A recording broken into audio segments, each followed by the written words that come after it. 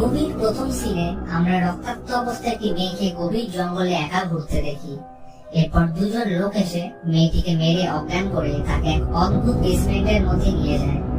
এই বেসমেন্টের চারিদিকে মৃত বিড়াল ঝুলানো ছিল, যা দেখে মনে হচ্ছিল এখানে কোনো রিচুয়ালস করা হচ্ছে। এরপর এই মেয়েটিকে কাঁটা তার দিয়ে বেঁধে রাখা হয়।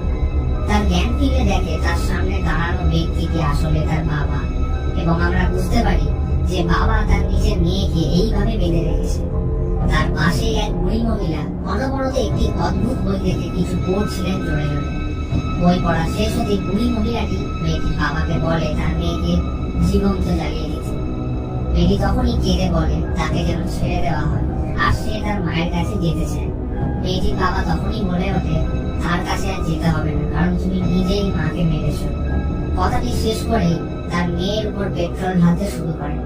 এরপর লাইটার জ্বালাতে আমরা দেখি মেয়েটি হঠাৎ শয়তানে পরিবর্তিত হয়ে তার দিকে তাকিয়ে হেসে বলে তার অবস্থা মায়ের মতনই হবে।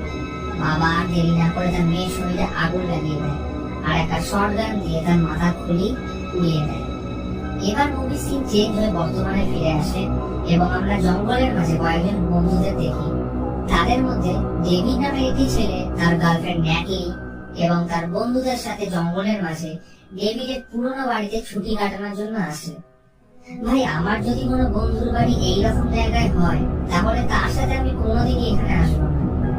ওকে, এরকম ভুলভাল জোসকে সাইডে রেখে মুভিতে আসা। বন্ধুদের মধ্যে একজনের নাম অলিভিয়া, একজন এরিক, এবং সাথে ছিল ডেভিডের বোন মিয়া। পরিবারকে সামলানোর স্বার্থে ডেভিড তার অসুস্থ মা এবং বোন মিয়াকে তার কাছে রেখে দিয়ে শহরে চলে যায় কাজের জন্য। পরবর্তীকালে তার মায়ের অবস্থা আরো খারাপ হলে তিনি মারা যান। মায়ের মৃত্যুর শোক সামলাতে না পেরে মিয়া ড্রাগ অ্যাডিক্ট হয়ে যায়। ড্রাগের সাইড এফেক্টের কারণে মিয়ার এখানে হঠাৎ প্যানিক অ্যাটাক হয়। সে জানায় এই ঘরের নিচের বেসমেন্ট থেকে এক অদ্ভুত পচা গন্ধ আসছে, কিন্তু সেই মুহূর্তে উপস্থিত সকল বন্ধুরা এই কথা শোনার পর ভাবে যে ড্রাগ না পাওয়ার কারণে হয়তো তার এইরকম অতিক্রম হচ্ছে। কিন্তু ডেভিডের পোষা কুকুর একটি রক্তমাখা সিক্রেট দরজা খুলে পায় বেসমেন্টে। ডেভিড সে বেসমেন্টে ঢুকলে দেখে চারিদিকে বিড়ালের মৃতদেহ ঝুলছে। সে ভাবে এটি কোনো শিকারীর হয়তো কাজ হবে, তাই সে এই লাশগুলোকে সরানোর ব্যবস্থা করতে লেগে পড়ে। এরিক এই বেসমেন্টের কোণে একটি অদ্ভুত বই খুঁজে পায়, যার মধ্যে কিছু অস্বাভাবিক সাংকেতিক চিহ্ন আঁকা ছিল।